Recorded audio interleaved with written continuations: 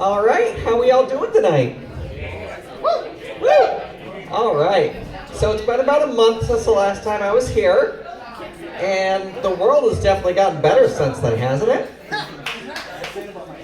I mean, on top of the pandemic and everything else, it's not like nuclear war just got thrown onto the list.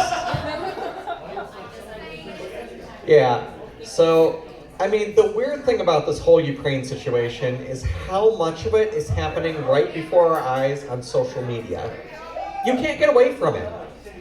And I mean, you go onto TikTok, you can learn how to steal a Russian tank. If you're more into Schadenfreude, just, go to YouTube. You can watch a bunch of Ukrainian civilians hopelessly harassing a surrendered Russian soldier. But if you're into makeup, just go on over to Instagram and you can learn the perfect smoky eye to go with a smoldering Russian convoy.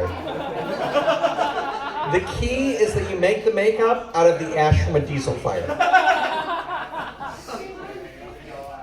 So yeah, this whole Ukraine thing is crazy. And I think the biggest thing that we've learned from this is that Putin isn't some sort of devious mastermind that we thought he was. I mean, think about it. Back in 2008, when Putin decided that he was going to annex a part of Georgia, it was just like, there's Russian troops in Georgia. And we're like, hey, Russia, you can't do that. And Russia's like, it wasn't me. And we're like, of course it was you. We know it was you. He's like, oh, all right.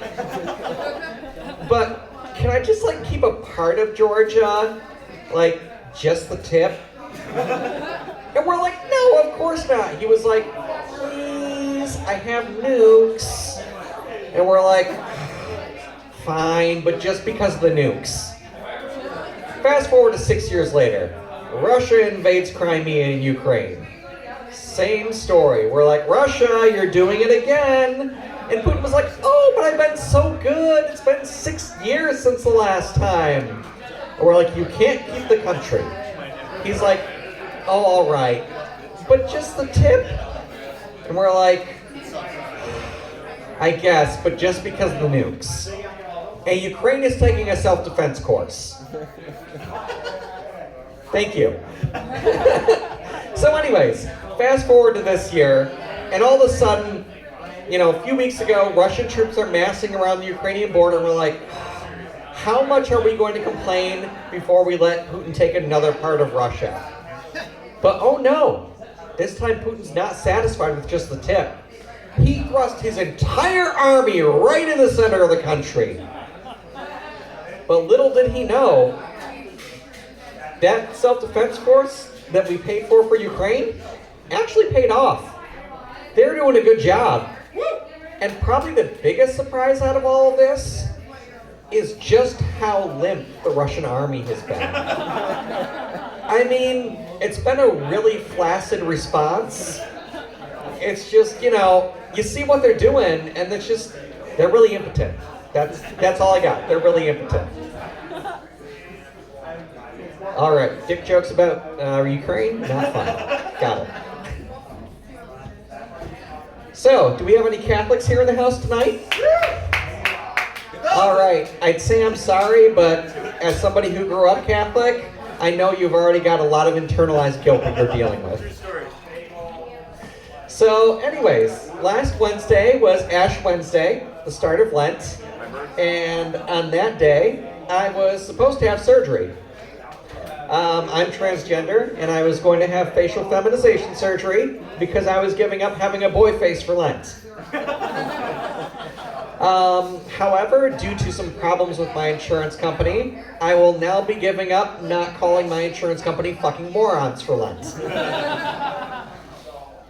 And it's really weird, the healthcare that we have here in this country. Everybody agrees that it sucks. Nobody likes their insurance company. But at the same time, we're too afraid to do anything about it. Because the moment somebody explains hey, there's tons of other countries in the world that have figured this out already. Somebody says, but that's socialism.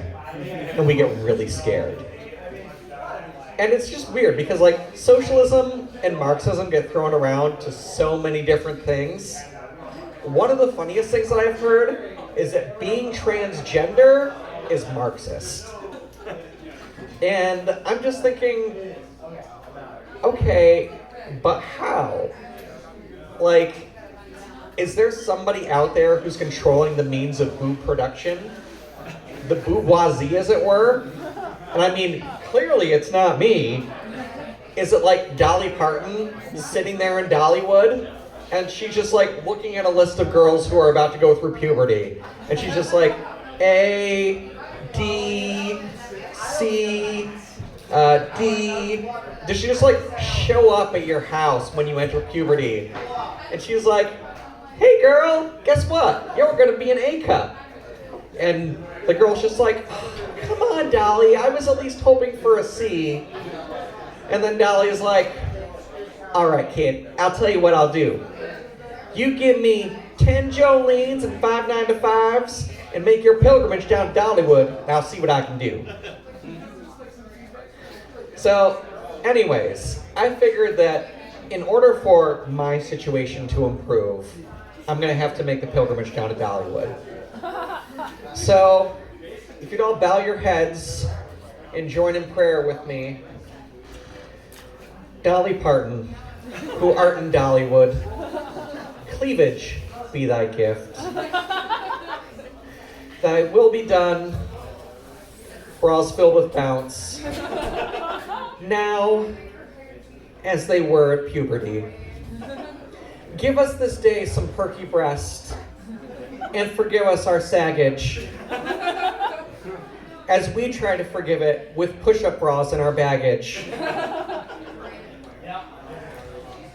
And lead us not to back pain, but deliver us from nip slips. For thine is the perk, and the bounce, and the lift, and the cleavage. Jolene. Thank you.